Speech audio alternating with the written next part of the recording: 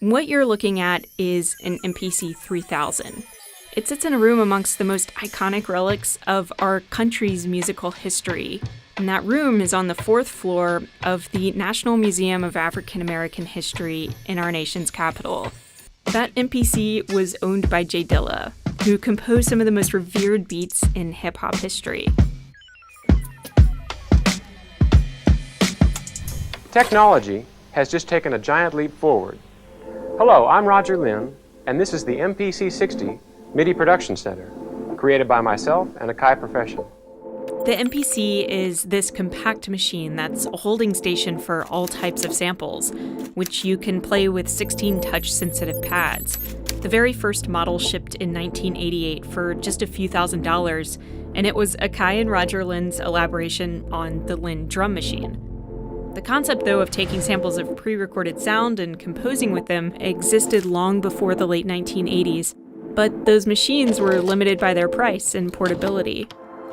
The MPC was a different beast because it really puts you in the driver's seat in terms of sonic texture that you wanted to have. That's Brian Radar Ellis, and that's his MPC Renaissance. You know, really just make a mess of it.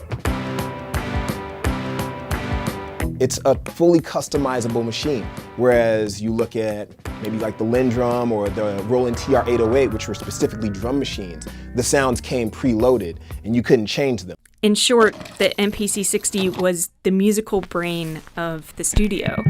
By 1994, when Akai introduced the MPC 3000, it was the tool of choice for many of the top hip-hop producers in the game, including J Dilla. I think the thing with Dilla that inspired so many producers is that he was able to use such a wide vocabulary of technique.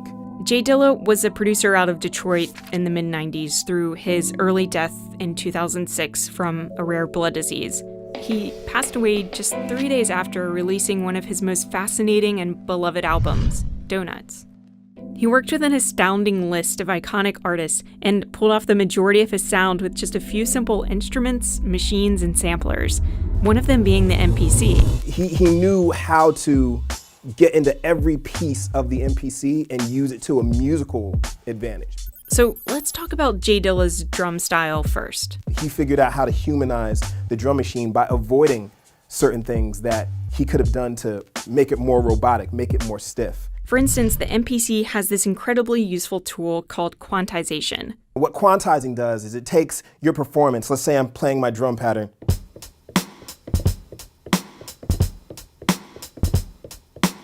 And when I'm playing it, sometimes it's a little ahead, it's a little bit behind. If your kick drums are off by a little bit, quantization snaps them in place. And so a lot of producers, they use quantize, not as a crutch, but they just weren't thinking about not using it. And so Dilla was like, yeah, I'm just gonna turn this off. The result is a discography full of incredibly off-kilter drums.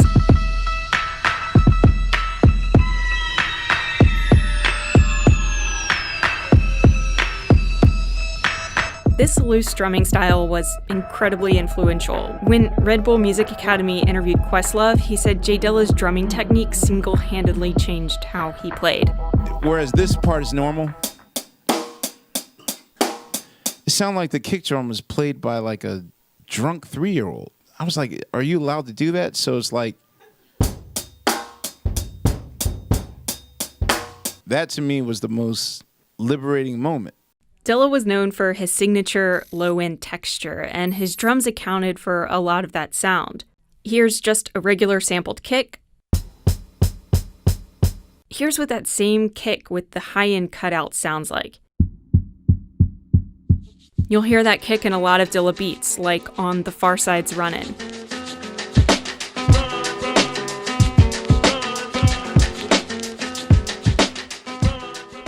The other half of Dilla's low end came from his bass lines. He had a way of kind of getting the fuzz and the bump out of a bass line.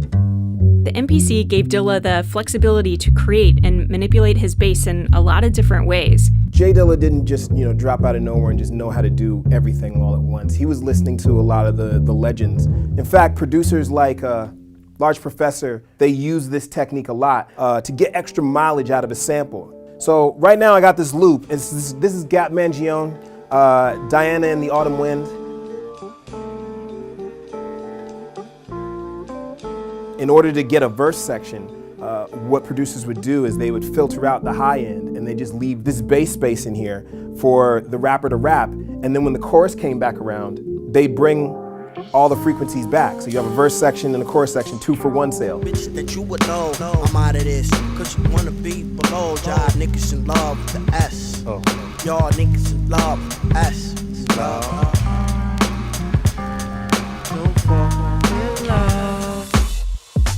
One of my favorite Dilla bass lines, though, actually came from his Moog synthesizer, which was custom made by Robert Moog himself. Just focus on how much his bass line rattles the low end of the song and meanders in and around the beat.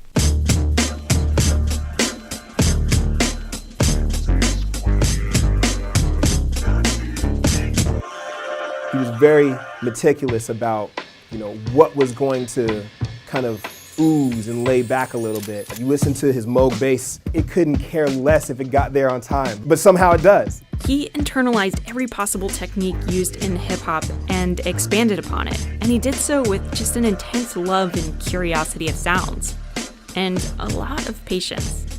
If we look back at E=MC², we've got an incredible sub-bassy low end, and a sample from an incredibly off-the-wall song by Giorgio Moroder. Energy equals MC squared.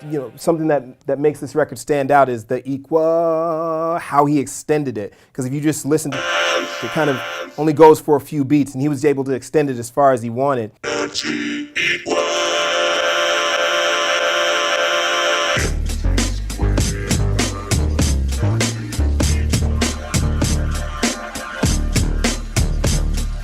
There are so many songs that show J Dilla's ability to flip a sample, but there's one that gives me goosebumps every time I hear it.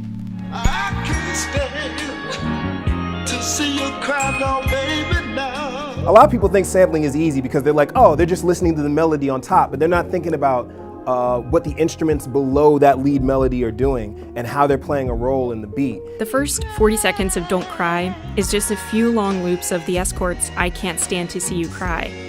He barely did anything with them. He's basically saying, this is all I have to work with. At 40 seconds, though, he says, now look what I can do with this MPC.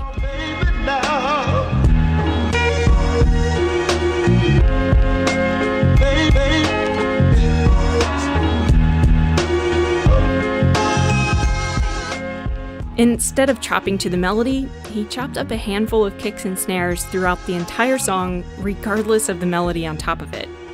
And like little puzzle pieces, he resequenced those kicks and snares to create this entirely new, dream-like song.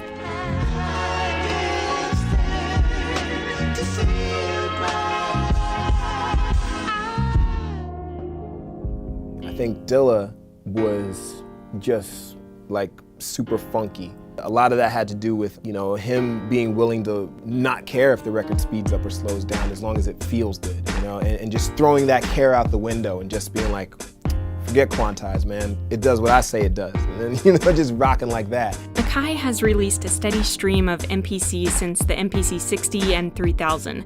They've gotten glossier, more high-tech, more portable, and more integrated into digital audio workstations than ever before.